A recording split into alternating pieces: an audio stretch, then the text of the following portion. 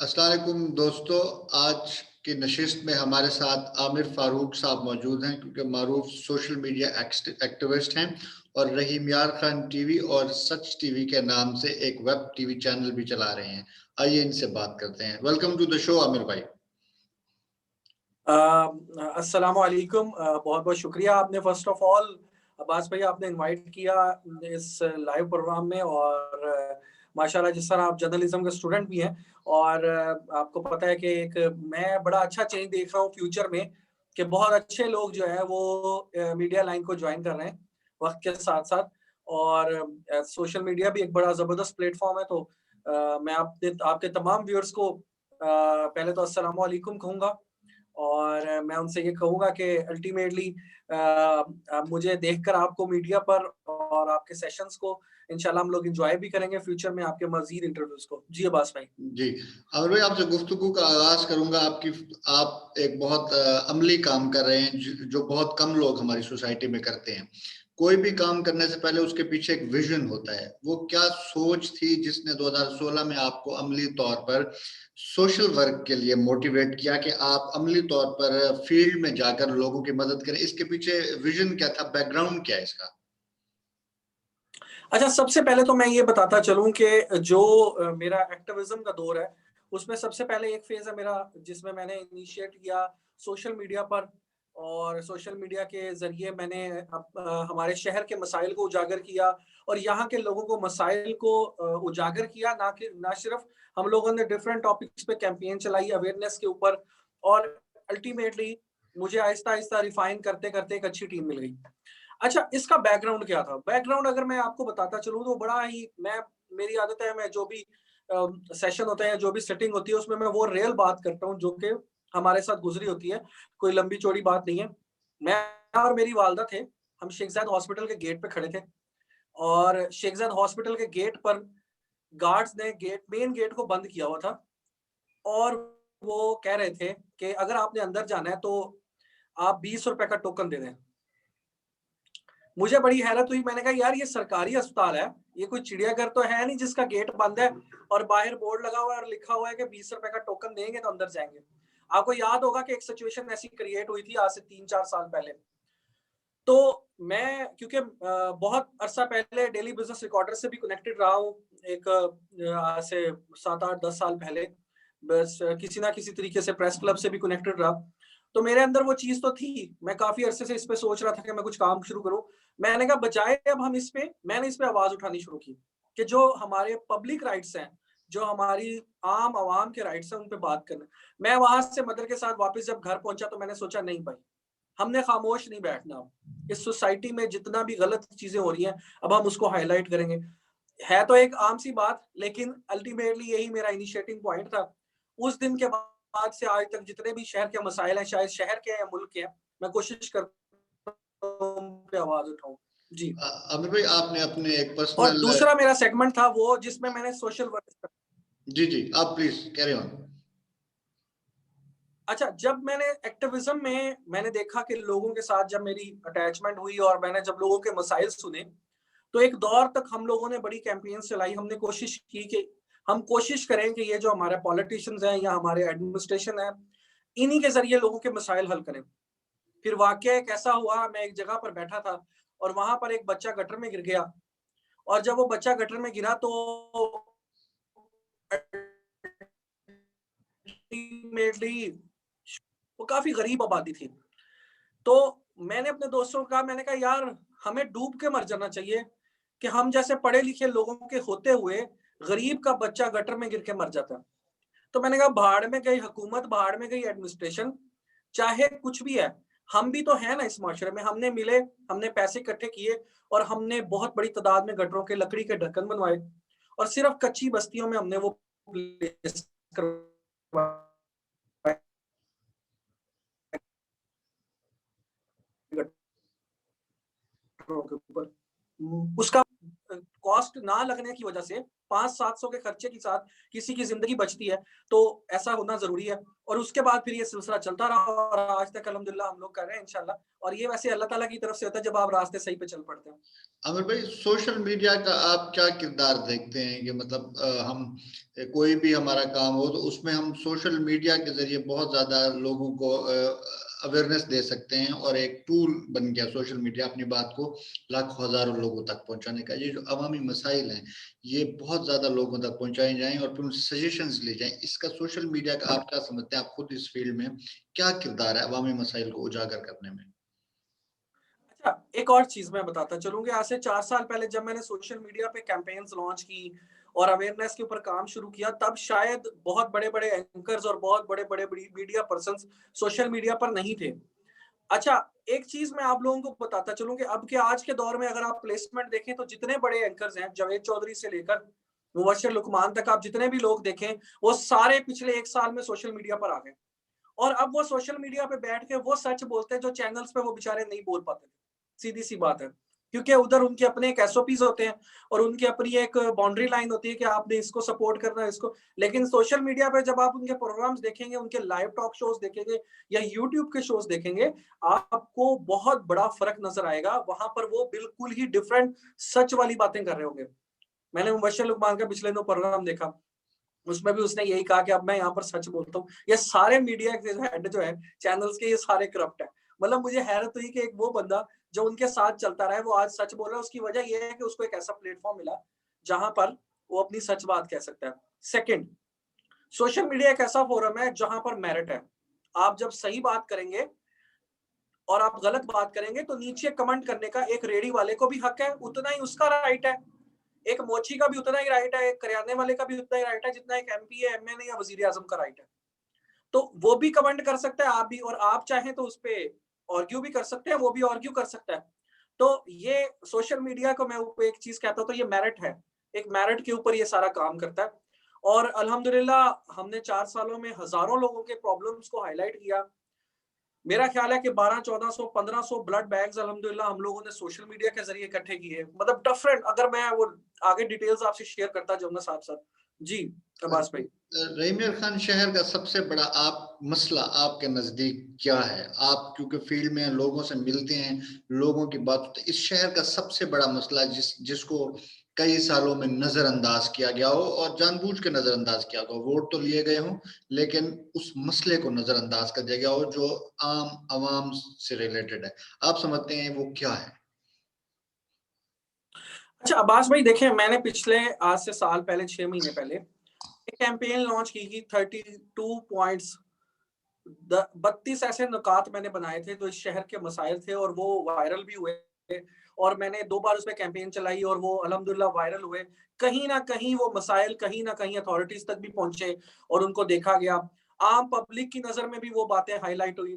देखें, हमारे शहर के जो 1-2 बड़े मसले हैं ना, उसमें से सबसे बड़ा मसला हमारा इस वक्त जो चल रहा है, मैं जो समझता हूँ, जो कि एक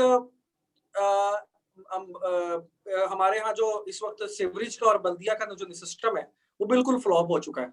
इस वक्त हमारे शहर के जितने भी छोटे टाउन्स हैं, एक एक मतलब अगर एक आम आदमी से हम जब गुफ्तगू करते हैं ना, जब आप गली में किसी गरीब आदमी के घर के बाहर जाके खड़े होते हैं, आप सोच नहीं सकते उसकी जिंदगी में कितनी बड़ी अजियत होती है जब उसके घर के बाहर पानी होता है।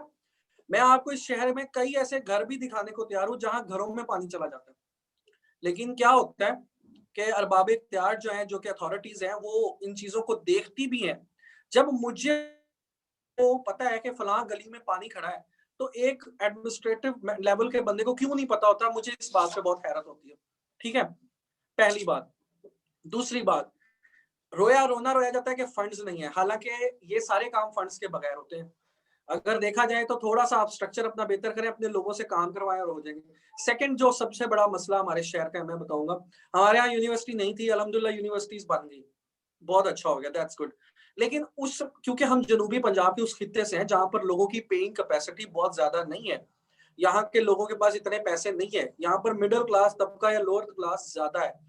अच्छा, क्योंकि इस इलाके से लोगों के पास पैसे नहीं है, अब आपने यूनिवर्सिटीज तो बना दी, लेकिन फीसिस उसकी 1,10,000, 1,05,000 रुपए सेमेस्टर फीस उसकी रख दी। मेरे पास जो सबसे ज्यादा इस वक्त बात आती है वो यही आती है, स्टूडेंट्स के मैसेज आते हैं कि आमिर भाई हम क्या करें, फीस कहाँ से दें, हम फलां सेमेस्टर में हमारे पास पैसे नहीं है, हमारे मम्मा पापा अफोर्ड नहीं कर सकते, स्टार्ट तो कर लिया, अब हम पैसे कहाँ से दें।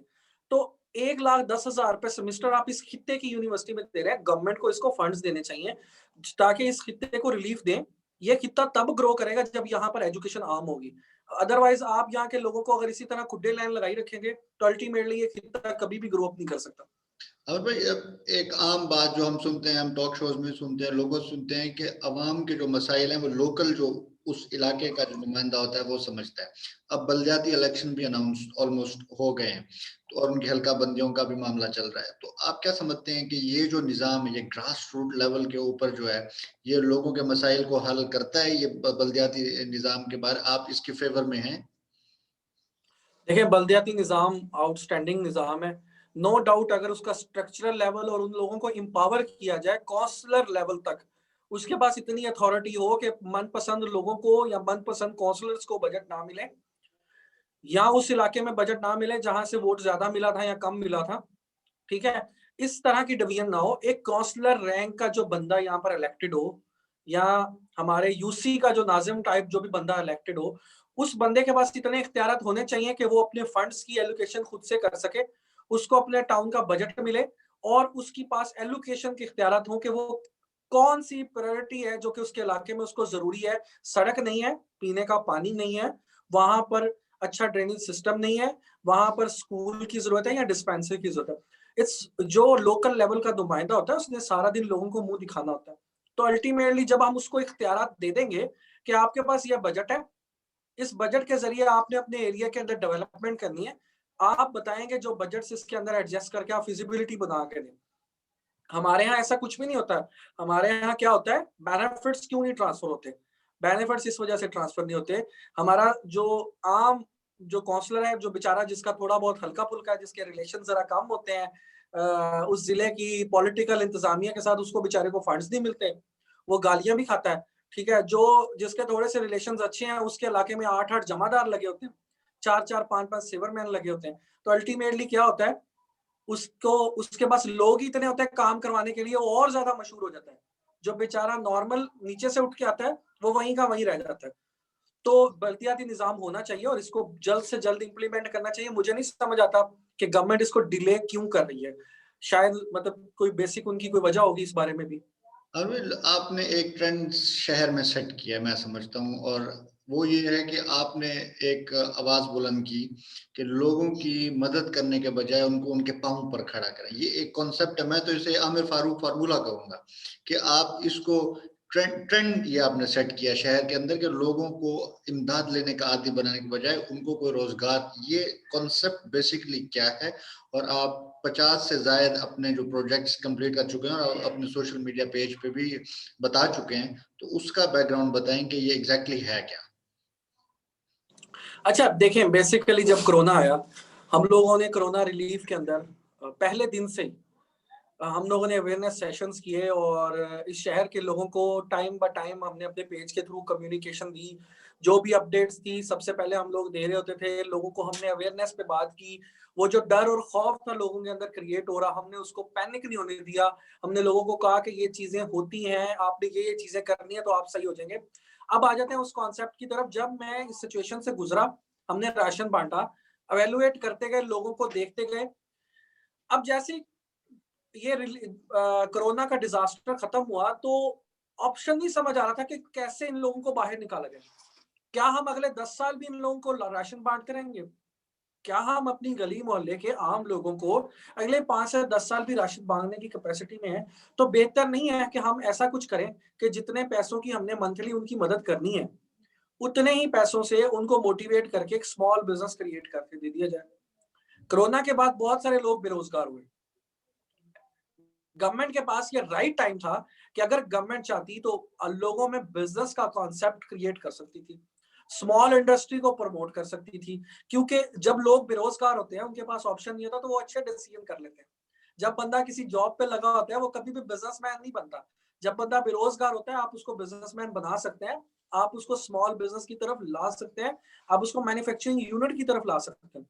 खैर मैंने सोचा, हम लोगों ने मतलब कुछ और दोस्तों से भी डिस्कशन हुई, तो हम लोगों ने इनिशिएट करना शुरू किया चीज़ों को आहिस्ता-आहिस्ता और एग्ज़ीक्यूशन की तरफ गए। बेसिकली मैं आपको एक बात बताता हूँ कि हमारे यहाँ बहुत सारी बातें होती हैं, बहुत सारे फ़ोटोशूट्स होते हैं, बहुत कुछ होता है हमारे शहर में भी।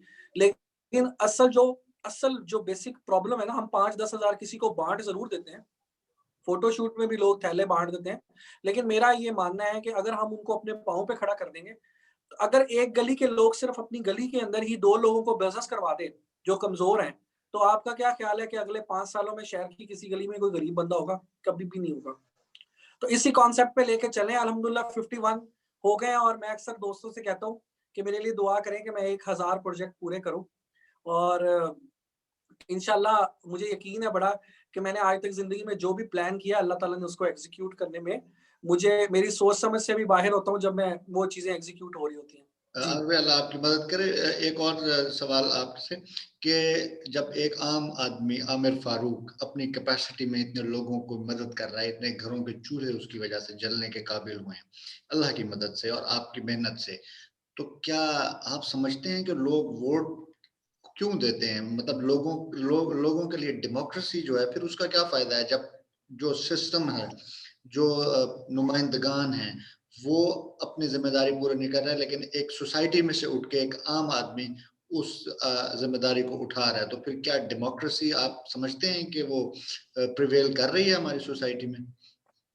देखें, अगर डेमोक्रेसी की बात करें आप डेमोक्रेसी की, तो अल्टीमेटली आप भी जानते हैं और मैं भी जानता हूँ कि हमारे यहाँ इलेक्टेबल सिर्फ़ तब नज़र आता है जब उसने वोट लेना होता है। ठीक है? हमारे यहाँ इलेक्टेबल्स की सियासत होती है, कभी भी आम आदमी पॉलिटिक्स में नहीं आता। ठीक है? तो मैं आपके प्रोग्राम के तवज्जुह से ये चीज़ तो क्लैरिफ़ाई कर दूँ कि आपने अगर किसी की ज़िंदगी में बेहतरी लानी है, तो उसमें सियासत में आना ज़रूरी नहीं है। उसके लिए आपको एनजीओ बनाना ज़रूरी नहीं है।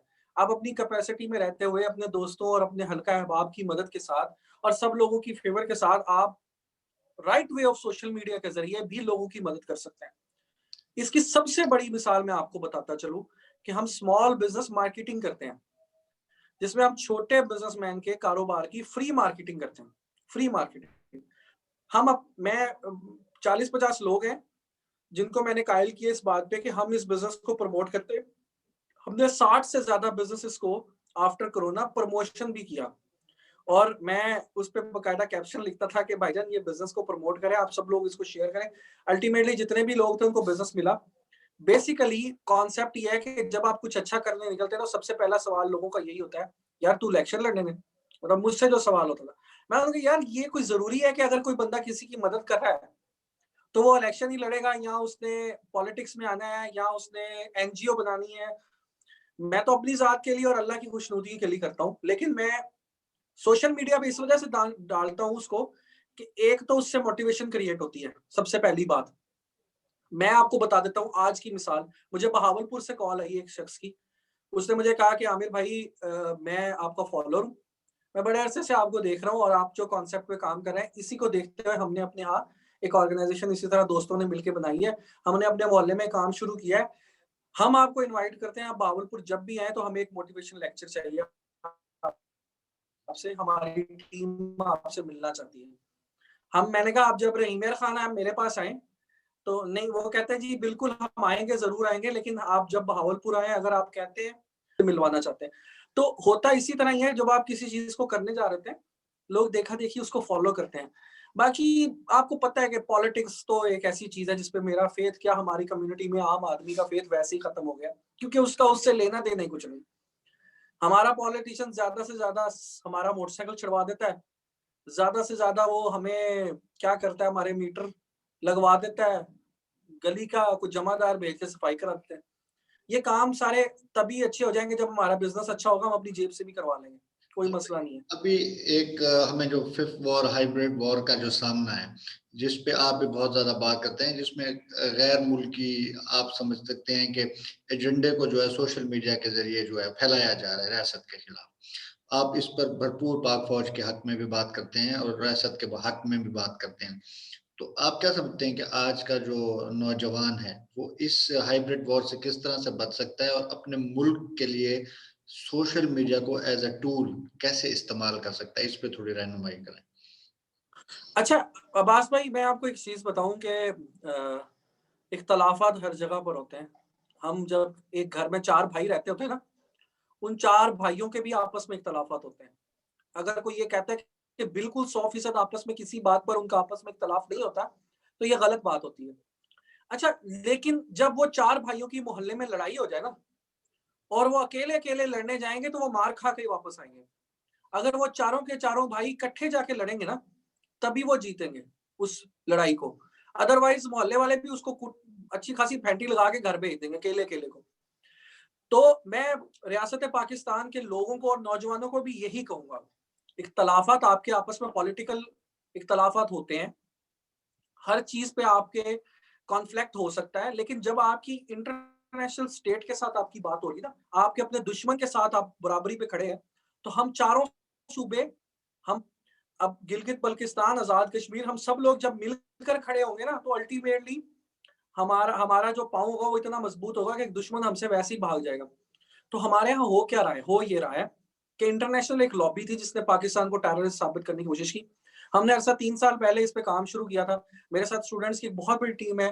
आकिब को आप जानते होंगे कि आकिब अभी उस स्टूडेंट टीम को लीड कर रहा है। पाकिस्तान आइडियोलॉजी सिविलाइजेशन के नाम से भी हमने एक ऑर्गेनाइजेशन को लॉन्च किया। उसका मैं एडवाइजर भी हूँ, जो कि अब पूरे पाकिस्तान में तकरीबन हर शहर में जिसकी नुमाइंदगी हमारे पास मौजूद है। वॉलंटियर फोर्स का एडवाइजर मैं रहा हूँ, ठीक है, वॉलंटियर फोर्स पाकिस्तान का। हमने यहाँ पर यूथ समिट्स करवाई, अपने साथ यूथ को एंगेज किया। यूथ की वो जो नेगेटिविटीज क्रिएट हो रही थी ना, जो गलत इस्तेमाल था सोशल मीडिया का, हमने उससे उनको डाइवर्ट करके उनको पॉजिटिव यूज की तरफ लेकर आए। हमने कहा यार अपने मुल्क की बात करें भाई, हम अपने मुल्क के बारे में नहीं लिख सकते, डिफेंड तो करें। और सोशल मीडिया ऐसा प्लेटफॉर्म है जहां पर एक आम आदमी जो कि रेडी चलाता है, अगर वो भी मुल्क को डिफेंड करना चाहे तो वो कर सकता है। होता क्या है, दुश्मन एक प्रोपेगेंडा छोड़ता है हमारे मुल्क के बारे में कि ये दहशतगर्द है। अच्छा, हमारी पूरी टीम ट्विटर पे ट्रेंड बनाने की कोशिश करती है कि ये दहशतगर्द नहीं है, ये दहशतगर्द है। तो अल्टीमेटली ये होता है कि ये सोशल मीडिया वॉर, आपको पता है जब से पाकिस्तानियों ने 5th जनरेशन वॉर पे काम करना शुरू किया है, हमारे इर्द गिर्द जितने भी दुश्मन है वो बेचारे परेशान है कि हो क्या गया भाई। होता कुछ भी है और अल्टीमेटली हमारे दुश्मन का हम एक्सपोज करने में कामयाब हो जाते हैं। फॉर एग्जाम्पल, हमारी स्टॉक एक्सचेंज पे अटैक हुआ आपके सामने, और हुआ ये कि उन्होंने कोशिश बड़ी की कि वो इस तरह साबित कर दें कि ये फ्रीडम फाइटर्स हैं जो कि इस पे अटैक करें। हालांकि वो दुश्मन मुल्क के लोग थे, अल्टीमेटली एक्सपोज हुए और सोशल मीडिया ने उसमें बड़ा किरदार अदा किया। इससे पहले भी हमने जब हमने अभिनंदन वाला वाकया हुआ और उसके अलावा गुलबशन वाला वाकया हुआ, इस पे भी हमने बड़ी कैंपेन चलाई। मेरे 3 अकाउंट इसमें सस्पेंड हुए फेसबुक के, मेरा ट्विटर का अकाउंट सस्पेंड हुआ, मेरा व्हाट्सएप ब्लॉक हुआ, मेरे 2 पेजेस ऑलरेडी इस पे जा चुके हैं। लेकिन मुझे लोग कहते हैं यार पंगा लेने का क्या फायदा, इतनी मेहनत करके पेज स्टैब्लिश करते हो फिर बंद हो जाता है। मैं उनसे कहता हूँ यार बंद हो जाता है तो फिर क्या हो गया, इसमें कोई मसला नहीं है। हम अपने राइट पे यार अपनी चीज पे बात करते रहेंगे।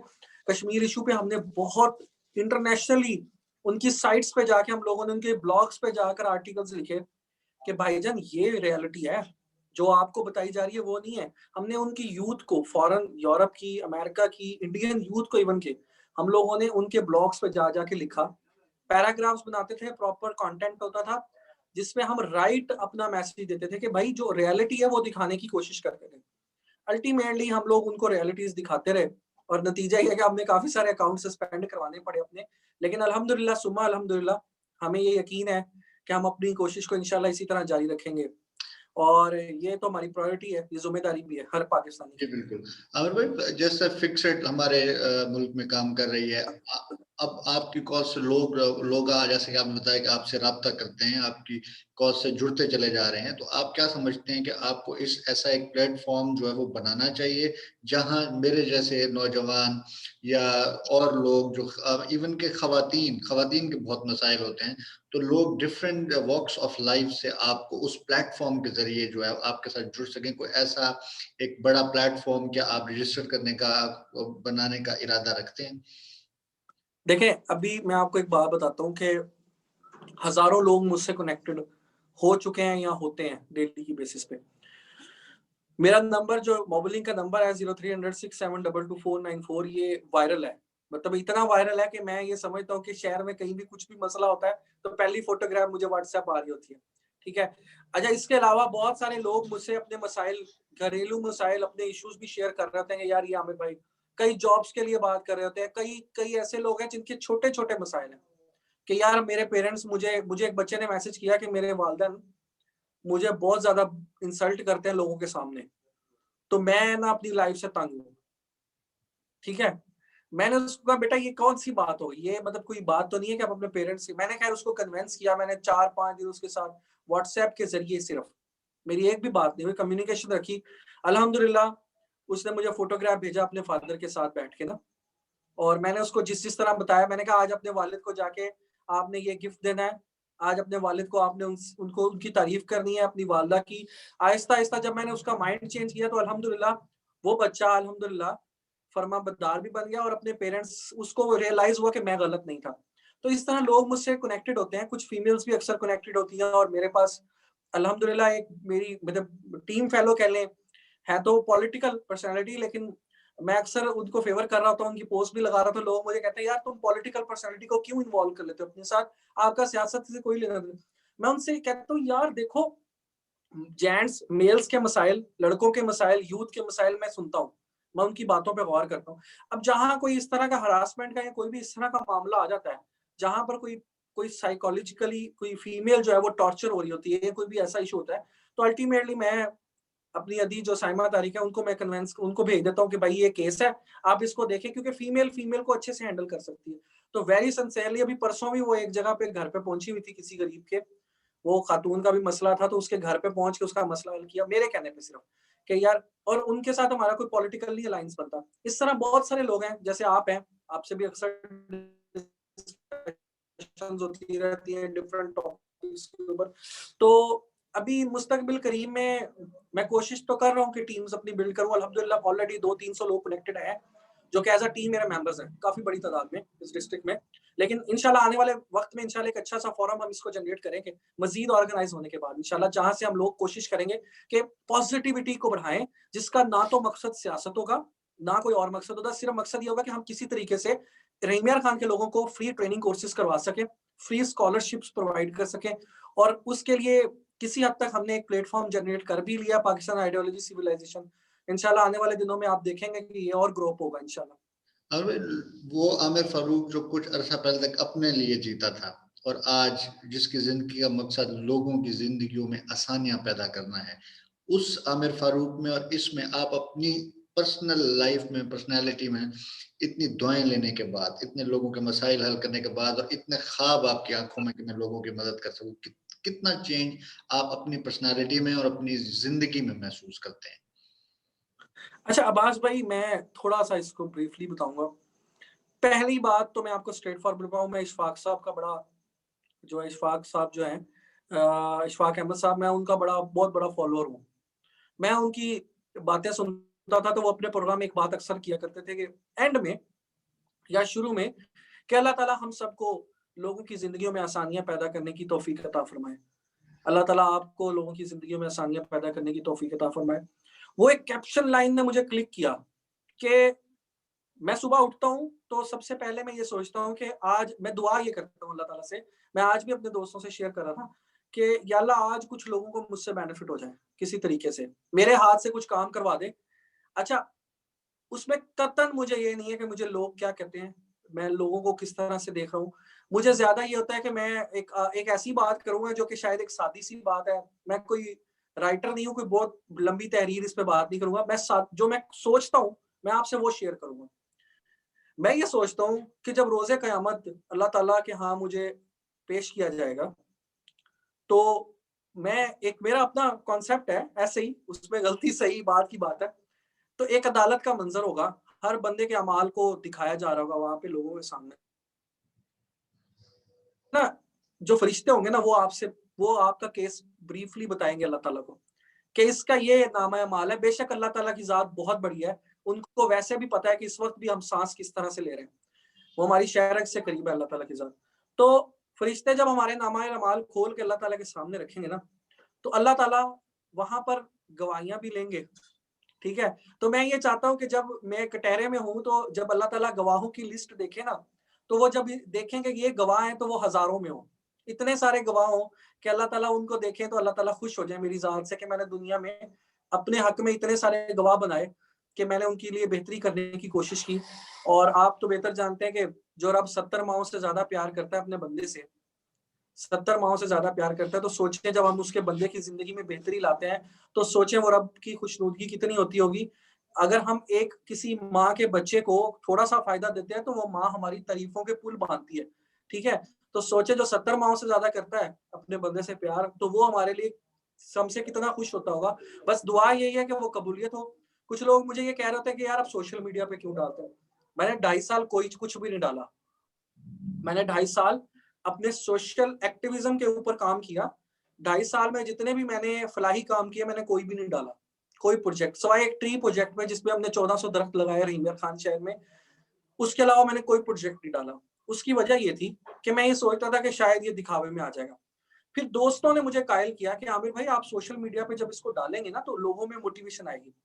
अच्छा मैं गलत था, मैं ज़रूर गलत था। 2.5 साल जो मैंने नहीं लगाए वो मैंने गलती की।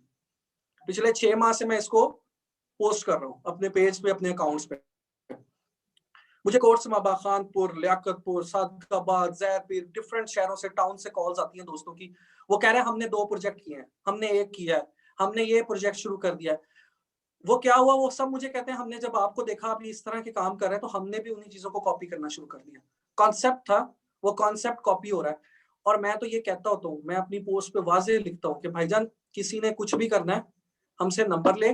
मेरी खुशी इसी में है कि वो शख्स खुद उसके पास जाए, उसका मसला हल करे, हमारी पूरी टीम उसमें सामान उठाने तक मैं अपने कंधों पे भी उठा के लेके जाऊँगा उसका सामान, कोई मसला नहीं। हमारी पूरी टीम आपके साथ है, ठीक है? और मैं तो यही चाहता हूँ कि लोग अपने हाथों से करें। मैं नहीं चाहता कि मैं खुद से सारे काम करूँ। मैं चाहता हूँ कि जो प्रोजेक्ट है, किसी गरीब की मदद है, किसी गरीब का प्रोजेक्ट लगाना है, बिज़नेस का स्मॉल का, वो लोग करें। मैं दूर खड़ा होके देखूँ, मेरे लिए यही बहुत है कि उसका काम शुरू हो जाए, किसी का मसला हल हो जाए। जी, बास भाई। अभी आखिर में कोई मैसेज, कोई पैगाम जो आप अपने दिल में रखते हो और अपने शहर के लोगों से शेयर करना चाहते हो, कोई ऐसी बात जिस पे हम क्लोजिंग नोट दें? अब्बास भाई, इतने सालों से लोगों से कनेक्टेड हूँ और बहुत सादा सी ज़िंदगी गुज़ारता हूँ। लोग अक्सर मुझसे कहते हैं कि यार आप बाइक पे होते हो, आप गाड़ी अफ़ोर्ड करते हो, गाड़ी ले लो। मैं कहता हूँ यार मैं अफ़ोर्ड ज़रूर करता हूँ, लेकिन ये है कि मैं अपना बजट जब एलोकेट करता हूँ, जो मेरा गाड़ी का बजट है वो मैं किसी की मदद में लगा देता हूँ, ठीक है? वो मेरी एक अपनी सोच है, नो डाउट सवारी अच्छी होनी चाहिए। मैं सादा कपड़े पहनता हूँ, सादा ज़िंदगी गुज़ार रहा होता हूँ। तो हमारे यहाँ लोग ना एक चीज़ देखते हैं कि यार ये बंदे ने बड़ी वेल ड्रेस्ड है, इसके पास बड़ी गाड़ी है, तो इसी के साथ बैठकर बात सही से। अच्छा लोग जब मुझसे मिलते हैं ना उनका इनिशियल कॉन्सेप्ट यही होता है कि पता नहीं कितनी बड़ी गाड़ी में आएगा और पता नहीं कितना वेल ऑफ होगा और किस तरह से आकर इसने 10,000 वाला सूट पहना होगा, हमारे साथ बैठेगा। जब वो मुझसे मिलते हैं, मुझसे पहला सवाल करते हैं, "यार आप बड़े सादा रहते हैं।" तो मैं उनसे कहता हूँ कि यार देखो हिसाब तो हर चीज़ का होता है ना, तो ये सादगी एक चीज़ अपने अंदर अडॉप्ट करें। क्योंकि हम मैं ये समझता हूँ कि जितना आपको अल्लाह ताला जिस तरह से अल्लाह ताला आपकी ज़िंदगी में बेहतरी लाता जाए, आप अपना सर झुकाते रहें, अपने अंदर आजिज़ी ले आएँ, इंसान की कोई औकात नहीं है। हमारे शहर में 2 जवान मौतें हुई हैं, शहज़ाद साहब की और कामरान भाई की, कि क्या किसी ने सोचा था कि ये एकदम से हमें छोड़ जाएँगे? हो सकता है अगली लिस्ट में किसी भी सेकंड में हमारा नाम भी हो। तो क्यों ना हम उस ड्यूरेशन के अंदर बजाय अपने ऊपर टाइम वेस्ट करने के लोगों पे टाइम लगा दें, ताकि हम जब इस दुनिया से जाएँ तो अल्लाह ताला हमें उसका सिला भी दे दे। दूसरी बात, मैं आज आपके तवज्जुह से एक बात कहना चाहूँगा लोगों से। मैं कुछ अरसे से लोगों से डिस्कनेक्ट हो गया हूँ फिज़िकली। मैं बहुत कम मिलता हूँ लोगों से क्योंकि मैंने एक चीज़ इवैल्यूएट की है, रहीमिया खान शहर के लोगों के साथ मेरी ज़्यादा कनेक्शन है। जब हम कुछ भी करने जाते हैं ना अच्छा, तो मेरे साथ जितने भी लोग कनेक्टेड होते रहे हैं, हज़ारों में कनेक्टेड हुए हैं, जिसमें से बहुत रिफाइंड करके मेरे पास 150-200 लोग ऐसे हैं, जो कि काम करने वाले हैं, हज़ारों में से। होता क्या है, हम जब भी किसी को कहते हैं ना, यार ये काम करते हैं, आएँ आएँ ये सफाई की कैंपेन चलाते हैं, आएँ हम अपनी-अपनी गलियों में सफाई शुरू करते हैं, आएँ हम दरख्त लगाते हैं, वो आगे से कहते हैं, यार इच मेरा की फ़ायदा होएगा? इसमें मेरा क्या फ़ायदा है? मुझे बताएँ, इसमें आपका क्या फ़ायदा है? अच्छा पहला तो वो सवाल ये करता है कि इसमें मेरा क्या फ़ायदा है? वो बंदा, जिसको हम कहते हैं आएँ कोई अच्छा काम करते हैं। अच्छा, उसको हम समझाते हैं ये नेकी है, ये वो है। अच्छा वो पहली 1-2 बार देखता है। अच्छा वो कहता है यार मेरा फ़ोटो तो बना नहीं। अच्छा काम मैंने किया, मेरा फोटो भी था, ये था, वो था, ठीक है, हम वो भी बना देते हैं। उसके बाद वो सोचता है यार इत्थे फायदा तो कोई नहीं है, मैं टाइम ही जाया, दूसरे वास्ते एवं खपना फायदा क्या। ठीक है, मैं अपनी असल में मेरी लैंग्वेज पंजाबी है, तो इसलिए मैं बीच में आम लफ्जों में वो बोल रहा हूँ इस वजह से। अच्छा, वो क्या करते हैं, लोग डिस्कनेक्ट हो जाते हैं, लोग लोगों के लिए काम करना छोड़ देते हैं, हालांकि हम बड़ी मुश्किल से लोगों को इस चीज पे कायल कर रहे थे। दूसरा अगला बंदा ये सोच रहा था यार ये बंदा ये काम कर रहा है, शायद इसका इसमें कोई फायदा है। मतलब दो तरफ से लोग सोचते हैं, एक ये सोचता है कि मेरा कोई फायदा है, दूसरा वो सोचता है कि अब्बास भाई का कोई फायदा है जो अब्बास भाई ये काम कर रहे हैं। हालांकि वो ये नहीं सोचते कि यार ये कैप्शन लाइन क्या है, कौन सी चीज पे काम हो रहा है, लोगों की लाइन जिंदगी में बेहतरी पैदा करनी है। वो किसी भी तरीके से हो सकती है, ब्लड डोनेशन है, वो और भी बड़े फैक्टर्स हैं, फ्री मार्केटिंग है सोशल मीडिया की, सब कुछ है। तो मैं ये कहूंगा कि अपना फायदा देखना छोड़ दें, दूसरे पे भी शक करना छोड़ दें कि दूसरे का भी कोई फायदा होगा। मुझे अक्सर लोग यही सवाल मैसेज करते हैं, बेटा तूने सियासत में आना है, इलेक्शन लड़ने है, तो इस वजह से इस तरह के काम करता है। मैं कहता हूँ यार अल्लाह के बंदो, जिंदगी भर इस चीज से नफरत है तो नफरत है, ठीक है ना, तो किसी के साथ खड़े होना ना किसी को वो कहते था कि इस तरह के कामों में आना है, क्योंकि हमारा ये काम ही नहीं है, हमने जो काम करना। तो दो चीजें, एक तो आजिज़ी अपने अंदर लेकर आए, सादा जिंदगी गुजारें क्योंकि हिसाब हर चीज का होना है, और तीसरा अपना फायदा या दूसरे का फायदा सोचना छोड़ दें, जिसका काम हो रहा है उसका फायदा सोचें, तो अल्लाह ताला हमारी जिंदगियों में बेहतरी ले आएगा। मैं बात लंबी हो गई है, मैं इसको शॉर्ट करूंगा, लेकिन मैं आज का एक वाकया आपसे शेयर कर दूंगा। Please please. आज मुझे एक शख्स की कॉल आई, मैं मेरे एक बड़े अच्छे दोस्त हैं खालिद भाई, जियो की कवरेज वगैरह करते हैं, यहाँ पर सारे मामला को देखते हैं, मेरी टीम में मेरे साथ हैं, और सर्च टीवी के डायरेक्टर भी वही हैं। तो उन्हीं के साथ मिलकर मैंने ये इनिशिएटिव लिया, मैं उनके साथ था। हम लोगों ने आज एक छोटे से बार्बर शॉप एक बंदे को बना के दी नहर किनारे पे, लीवर वाले पुल पे। तो हम वो काम करके जब मैं फारिग हुआ तो मैं जा रहा था, तो रास्ते में मुझे एक भाई की कॉल आई कि एक बंदा है, उसको आपने देख लें, वो बेचारा बहुत बीमार है। अच्छा, मैं उसके घर गया, तो मैंने उसके घर में गुर्बत देखी, बड़े मुझे रोना आया, मेरी आंखें भर गई। तो उसने मुझे बताया कि मेरी ना इस वक्त मेरे पास मेरा पर मंथ जो एक्सपेंस है 10,000 रुपए है मेरी मेडिसिन का, ठीक है। अच्छा, मैं क्योंकि सिस्टम चला रहा हूँ, तो एक साइकिल चला रहा हूँ, तो मेडिसिन एक ऐसी हम चीज है जो कि अर्जेंट बेसिस पे चाहिए होती है, ठीक है। अब आज भी सुन पा रहे हैं मुझे? जी प्लीज प्लीज। जी प्लीज। आपको मेरी आवाज आ रही है? जी जी, मुझे आ रही है आपकी आवाज। अब्बास भाई? जी जी, मुझे आपकी आवाज आ रही है, प्लीज। अच्छा, मैंने जब उन भाई से वहां से निकला, तो मैंने दिल में एक दुआ मांगी। हाँ जी, मैंने वहां से जैसे ही मैं उस पेशेंट को देख के निकला, तो मैंने दिल में दुआ मांगी, मैंने कहा या अल्लाह, मैं अपने सर्कल में फंसा हुआ हूँ, मैं सिस्टम चला रहा हूँ, आगे 2-3 प्रोजेक्ट मेरे पास लाइन में पड़े हैं, मैंने वो पूरे करने हैं। मेरे पास इतनी कैपेसिटी नहीं है अभी कि मैं 10-15 हजार की इस गरीब की मेडिसिन पूरी करूं, मेरे लिए कोई वसीला बना, इस गरीब के लिए कोई वसीला बना दे कि इसकी मेडिसिन पूरी हो जाए। आप बिलीव करेंगे कि ये दुआ मांगता हूं मैं, चौक बेल्जियम चौक जैसे ही क्रॉस किया, मुझे एक भाई की कॉल आई, दोस्त की, कहता है यार आमिर भाई आपसे मिलना है, छोटा सा काम है। मैंने कहा क्या काम है? तो मैं जैसे ही उसके पास गया हूँ, वो 5 मिनट हमारी मुलाकात हुई। जाते वक्त उसने मुझे कहा कि यार मेरे दिल में अभी एक बात आई थी कि यार मैं ये चैरिटी करनी थी, तो मैंने सोचा आपके पास कोई बंदा होगा जिसको मैं चैरिटी कर दूं। तो मैंने उसको बताया कि यार कैसे, कब आई? कहता अभी अभी मैं बैठा सोच रहा था कि यार वो पैसे चैरिटी के पड़े हैं, किसको दूं। तो मैंने कहा यार फलां घर है, वहां पर मेडिसिन चाहिए, आप ड्रॉप कर दें। मैंने उसको मैसेज की मेडिसिन, 2 घंटे बाद उस आदमी के घर में मेडिसिन ड्रॉप हो गई 10,000 रुपए की, ठीक है। 10,560 रुपए इस तरह कुछ अमाउंट बनती थी। तो मैं बाद में शुक्र अदा कर रहा था, मैंने कहा देखें अगर हम सही रास्ते पे होते हैं तो इस तरह से वसीले बनते हैं। अगर हमारा ट्रैक ठीक हो ना, तो रब ताला ऐसे सोर्सेस से बनाता जाता है वसीले, और हम काम लोगों के काम होते जाते हैं। तो बस अपना ट्रैक सही रखे, बस और कुछ भी नहीं चाहिए। अल्लाह ताला आसानी पैदा करे सबकी जिंदगियों में। सही। आमिर भाई, आपसे बात करके बहुत अच्छा लगा, और उम्मीद करता हूँ कि जो सुनने वाले हैं उनको बहुत कुछ सीखने का मौका मिला होगा और बहुत मोटिवेशन मिली होगी, जो लोग अपनी जिंदगी में मायूस हैं, कि एक शख्स अगर हिम्मत करे तो वो क्या कुछ नहीं कर सकता सोसाइटी के लिए और अपनी सुकून के लिए भी, क्योंकि बेसिकली जो भी आप कर रहे हैं वो है तो अल्लाह की खुशनुदी के लिए। तो उम्मीद इनरली सेटिस्फेक्शन, बिल्कुल। आपके साथ हम नेक्स्ट सेशन में भी बैठेंगे और मजीद हमें सीखने का मौका मिलेगा। तब तक इजाजत दीजिए। अल्लाह हाफिज। अल्लाह हाफिज। पाकिस्तान जिंदाबाद। पाकिस्तान जिंदाबाद।